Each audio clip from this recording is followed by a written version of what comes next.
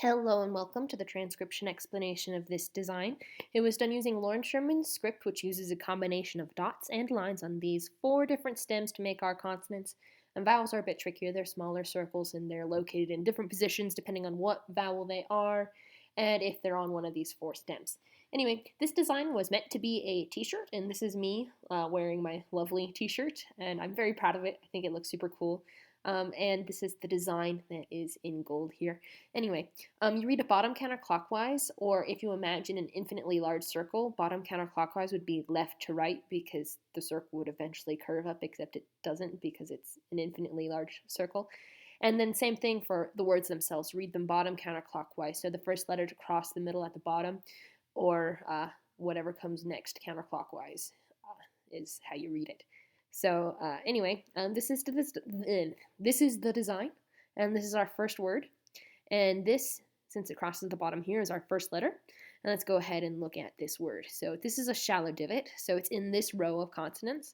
And even though a line passes through it here, it has no lines actually ending on it. So this has no lines actually modifying it because this one passes clean through it. So this is just a T. So no modifiers, this shaped stem, that makes it a T. Continuing around here, we have an H because it's in this row, because it's a deep divot. So unlike this stem, which is 50% or less completed, this is more than 50% completed. And it has a line ending here and a line ending here. So these thick lines here end on it, so they count. But this thin line passes through and ends on this little circle here. So that would be 2 lines on a deep divot, making it an H. And then we have an I. A little circle is a vowel, so this is our little circle or a vowel. And it has 1 line going towards the middle.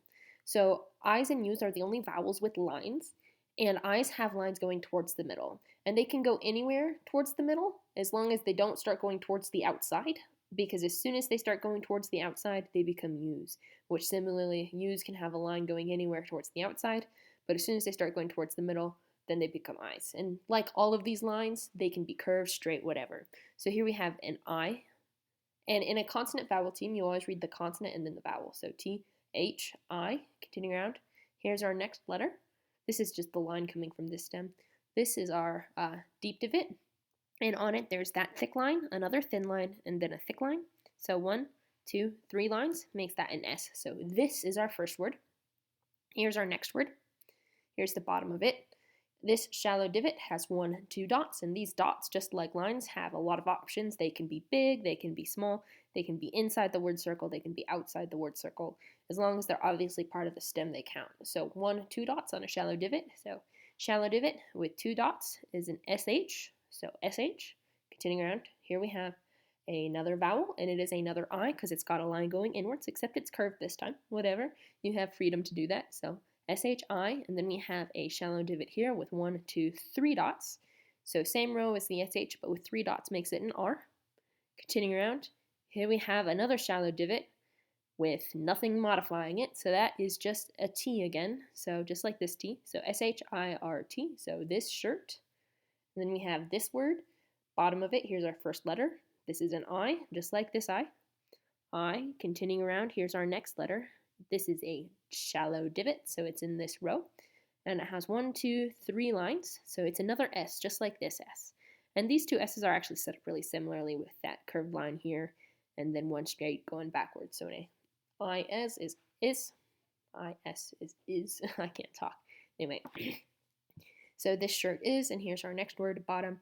Here we have a shallow divot with this line here, and it ends both here and here. So even though it's just 1 line, it connects both here and here, so it does count twice because you count up where the lines end.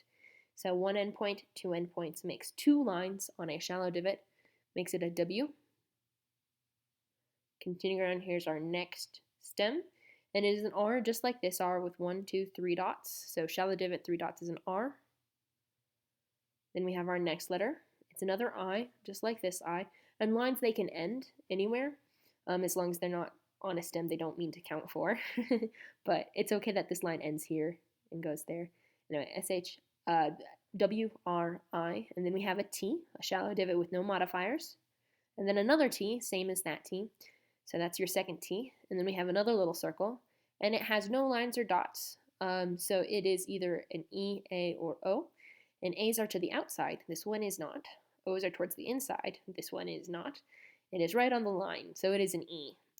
So I tend to erase the lines inside of vowels, so like here, here, here, to make them a little bit more different than consonants, which there's this consonant stem that looks kind of like a vowel, and it's this one. And it's on the line of the word circle. And I wouldn't erase it for this consonant stem, but I would erase it for the vowel. It helps make them stand out a little bit more, I think. Anyway, T, E, and then we have this last consonant. It is a circle inside the circle with one line, so that is an N. So W-R-I-T-T-E-N, or written. Then we have another I and another N, so this N is very similar.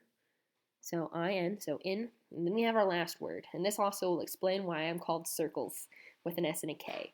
So in this script, this letter C is only intended to be used in proper nouns or in acronyms or in other things that you're only, really able to capture with a C. Otherwise, you're supposed to substitute it with an S or a K. So if I'm writing the non-proper word, just circles, like the shape of a circle, you would use an S and a K. But if you were writing like my name, Sirkles, you would use an S and a K because it's proper noun. But anyway, so this is both circles like the shape and circles like my name. Anyway, here we have a shallow divot with 1, 2, 3 lines. This line is kind of tricky. It's just a thick one that goes to the outside. So this thin one, and this thick one. So 3 lines on a shallow divot is an S. Then we have that I, line going towards the middle, continuing around. Here we have another shallow divot with 1, 2, 3 dots. And you're like, what are these dots for? Well, they're part of this thing here. And this, even though the modifiers or the lines and dots are more towards the bottom here, the actual stem is all the way up here because it's this big circle. I'll get to that when I get to that. But right now we have a shallow divot with 3 dots, which is an R. And now we have this thing, like I talked about before. Its position on the word circle is right here. It's where it's closest to the edge. And it has 2 lines in the consonant stem. It's got this thick one, and it's got this thin one. And when you have a double stem, that means you have a double letter. And since the 2 stems are different thicknesses, that means you have 2 different letters. So you read the thin one first and then the thick one. So looking at this thin line, inside it there are 2 dots. So none of these lines actually end anywhere here, so we're going to be looking at dots. And these 2 dots go with the thin one, so that would be a K. And then this thick one has 1, 2, 3 dots, so that is an L. So KL, all stacked on top of each other. And then we have another E, just like this little E. And then you have 1, 2, 3 lines for that last S. So S-I-R-K-L-E-S, Sirkles. So this shirt is written in circles. So altogether it says, what part of this shirt is written in circles don't you understand? And now you understand all of it. Yay! Bye.